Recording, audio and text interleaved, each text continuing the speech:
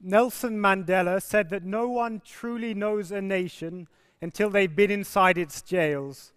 A nation should not be judged by how it treats its highest members, but its lowest ones. I'm here to tell you why what happens in prisons should matter to all of us, and why I'm proud to be a prisoner by choice. At the age of 18, I went to volunteer at a hospice in Uganda. One day I went with the hospice team to Malago, Uganda's national referral hospital. As the team went off to see their palliative care patient, I noticed a man lying on the floor by the toilets. I asked a nurse about him. She said, "We don't know his name, he's got no family. We think he might have diabetes. We're waiting for him to die." As I got close, I saw that he was emaciated like a skeleton, lying semi-conscious in a pool of urine. The flesh on his bottom and his back was rotten down to the bone. I returned the next day and I bought a basin and soap and a towel, and with a nurse from the hospice, I washed him. I spent 5 days caring for him and advocating for him to get treatment. I came on the 6th day and I found him lying naked and dead on the floor. He died the night before. After a while, a porter came with a trolley with a dead lady on it.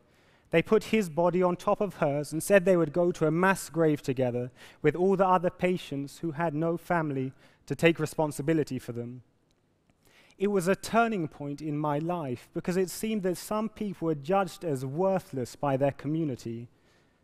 I spent 3 months on that ward, bathing and feeding and advocating for patients dying of AIDS with tuberculosis who'd been abandoned by their families. It was a period of formation for me when I began to get a sense of a calling to serve those living on the edge of society. Many of those I cared for were prisoners. Usually they were teenage boys in prison for having underage sex, which in Uganda has a maximum penalty of death. I saw that they were brought to hospital when they were close to death, and often the doctors and nurses ignored them. I gained permission to go to the maximum security prison they came from. It was built in 1927 for 600 prisoners, and now has 3,500. 2/3 of them haven't had a trial. I started by going to death row, where I was told of a man called Edward Mpaji. He'd been there for 18 years for murder, before he was released because the person he'd killed was in fact still alive. I was told that this wasn't a one-off, and one official estimated that 50% of death row inmates in Uganda were innocent. Next, I went to the prison hospital. It stank, the windows were smashed, the furniture was broken down. As I went in, a teenage boy died. I hadn't felt like I could make much difference in the government hospital, but here I saw potential for change. I decided to come back to the UK to raise money to refurbish that place.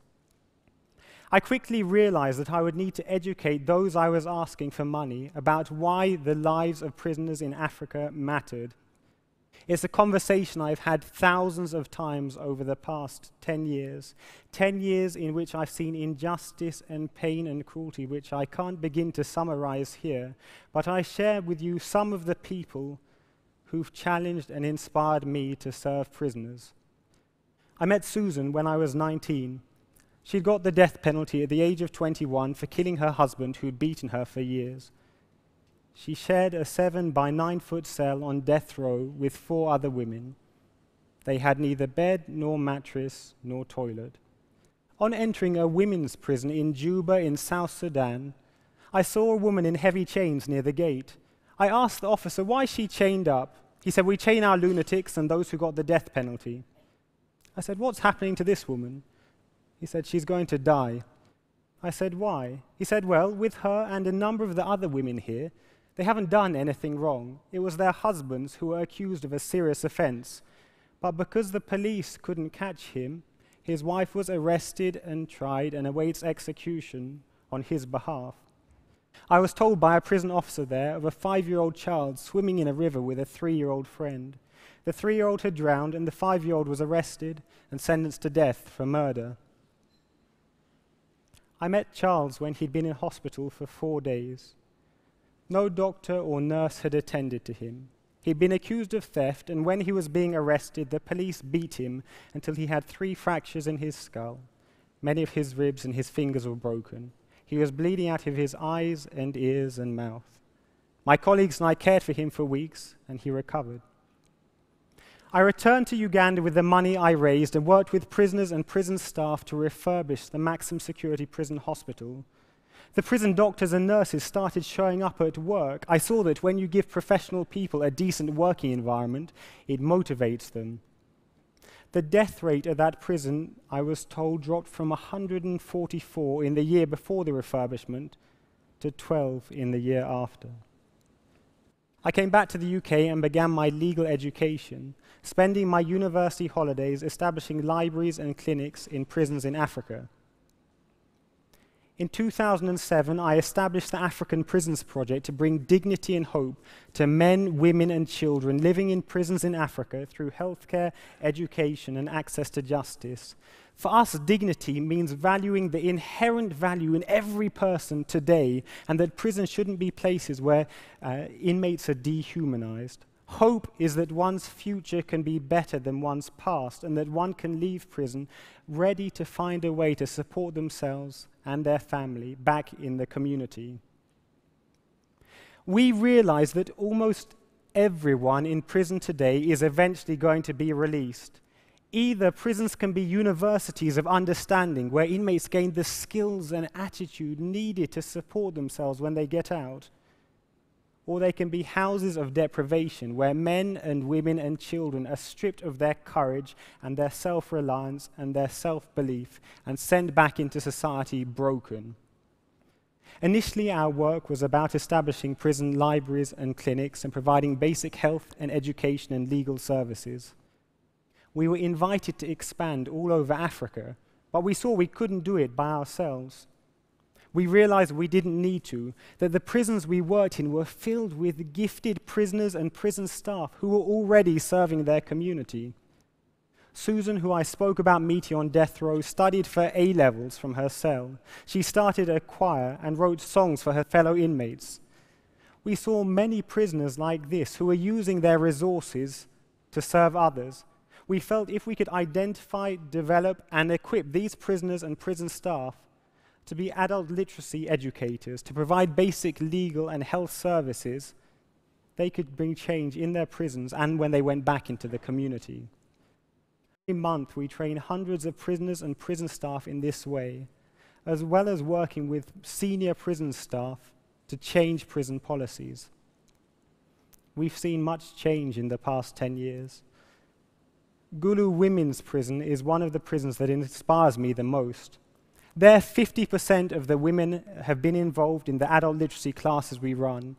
It's reduced illiteracy. It's meant that women are already teaching their children how to read and write whilst they're in prison with them. And when they're going back to their community, they're more likely to start businesses and find work. We got Susan admitted to the University of London in 2011 to study for a law degree by correspondence, as Nelson Mandela had studied law from prison in South Africa. A few months after she started her degree, she went to court. She spoke on her own behalf, and her death sentence was replaced with a number of years in prison. She'll be out in January 2016. She was one of the University of London's top students in human rights law. She established a legal aid clinic at her prison, and supported by lawyers from around the world, she writes appeals and prepares her fellow inmates for trial. She led a case which resulted in the abolition of the mandatory death sentence for murder and armed robbery in Uganda. This summer, she got her diploma in law from the University of London. It was presented by Uganda's most senior judge.